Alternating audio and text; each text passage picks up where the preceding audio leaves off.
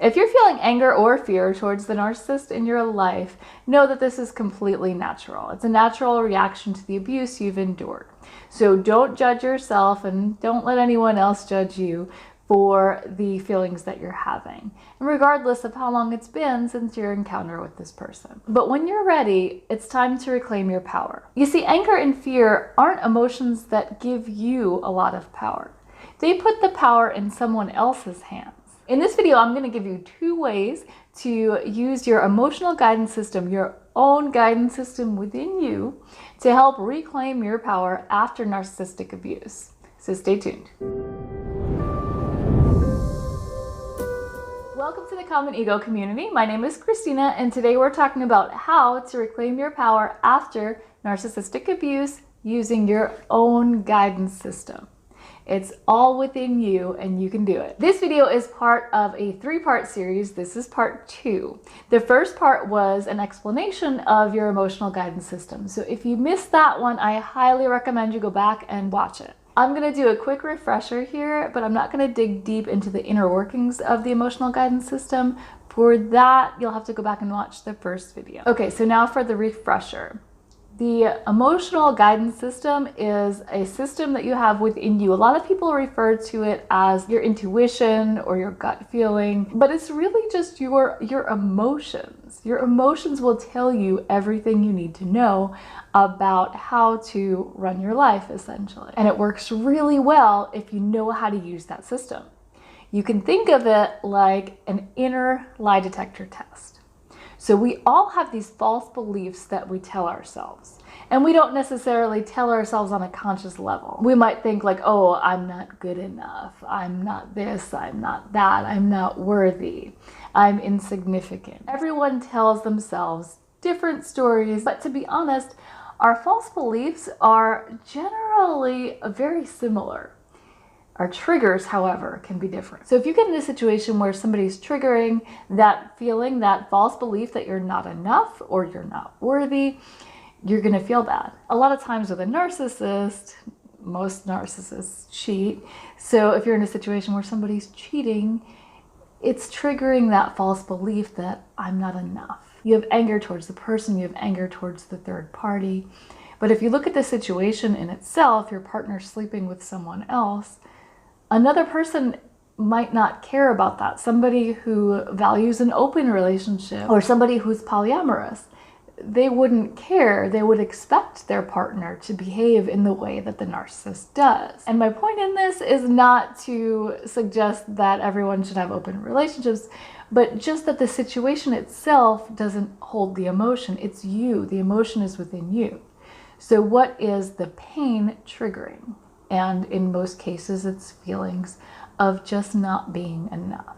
This situation will validate that belief, even if it was just a small belief, and that belief grows and it hurts more and more and more each time it happens. So in this example, you're saying, your false belief is saying, I'm not good enough. Your body is responding with negative emotion saying, no, that's not true. But for the most part, we don't understand how to interpret these messages that our body is giving us. And we think, well, because this other person caused this negative emotion in me, I'm going to be angry at the other person. And again, I'm not saying you shouldn't be angry, but as long as we understand what's going on there and that all that's happening is happening within you.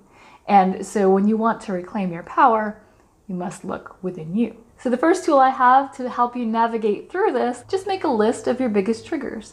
And you can think of things that happen often, things that often upset you, or you can think of anything that has gone on in your relationship with a narcissist. What are the worst things that that person has done? Or if there's a pattern of things that they do, maybe they exclude you from things all the time, or maybe it was always cheating. And make a list of those triggers and try to figure out what the false belief is behind them.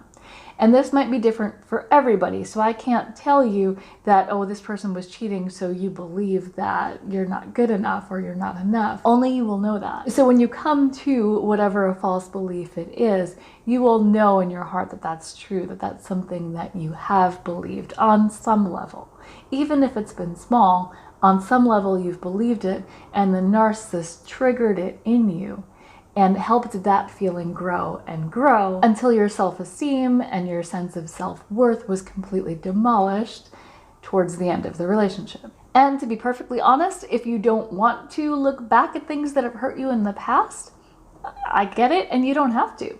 Life will provide these triggers for you again and again until you deal with them. If something comes up in your path today, tomorrow, next week, and it triggers an emotional response, start working backwards to try and figure out what false belief lies beneath that trigger. I would love to say that it's as easy as identifying it and just releasing it. And it is that simple, but it's not that easy because the ego takes hold. And the ego will come and plan little attacks here and there.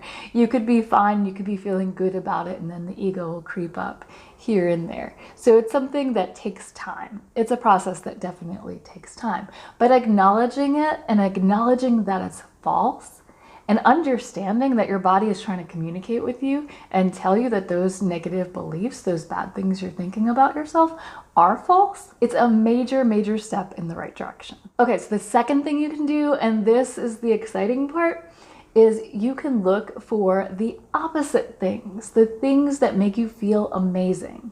These things make you feel really good about yourself. So from what we know about the emotional guidance system, the things that make us feel terrible are the false beliefs that we have about ourselves. The emotional guidance system, it's your inner lie detector test. So those things ring false.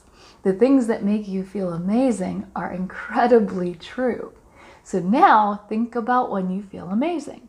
It could be when you're spending time with somebody who you love unconditionally, and they're reciprocating that love to you. It feels really good.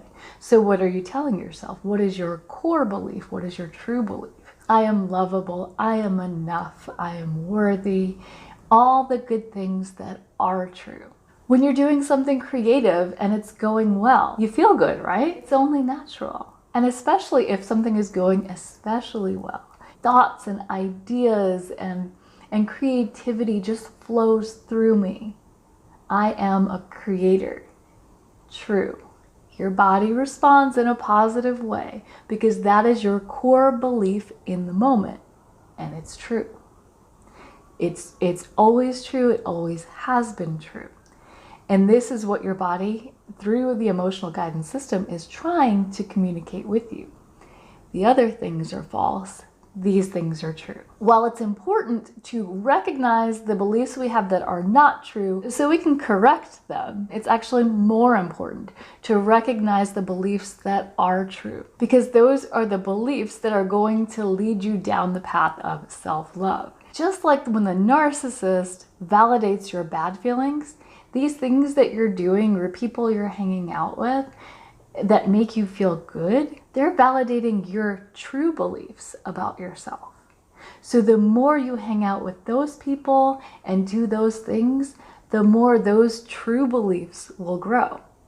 And over time, you'll find that you have this inner happiness and this inner peace that is present no matter what you're doing. Kind of like on the other side of the coin, when if you've spent enough time with a narcissist, you probably had this inner turmoil that was present no matter what you're doing. It works in the same way. And this is how you can reclaim your power, by understanding the emotional guidance system and how to use it to your advantage. I hope that you're seeing that none of this has to do with the narcissist. Sorry, that person is insignificant. I mean, they're significant to themselves in their own journey, but not to yours. This is all about you. The narcissist may have pushed your buttons, and if you had a narcissistic parent or somebody who was emotionally abusive to you in childhood, they may have helped form some false beliefs. But even if you didn't, society will help form false beliefs. We all have them. So it's a really important job for everyone to identify them and start working through them. Now, these false beliefs are created by the ego, which is really meant to protect us, but these days it does more harm than good. And in the next video, we're going to talk about how to keep that ego at bay while we're trying to work on this emotional guidance system and focus on the truths instead of the false beliefs. So that video is going to come out on Thursday. If you're not already subscribed, be sure to subscribe and hit that notification bell so you can be notified as soon as it comes out. And if you like this video, if you found it helpful, please hit that like button. It helps the channel. And I will see you next time.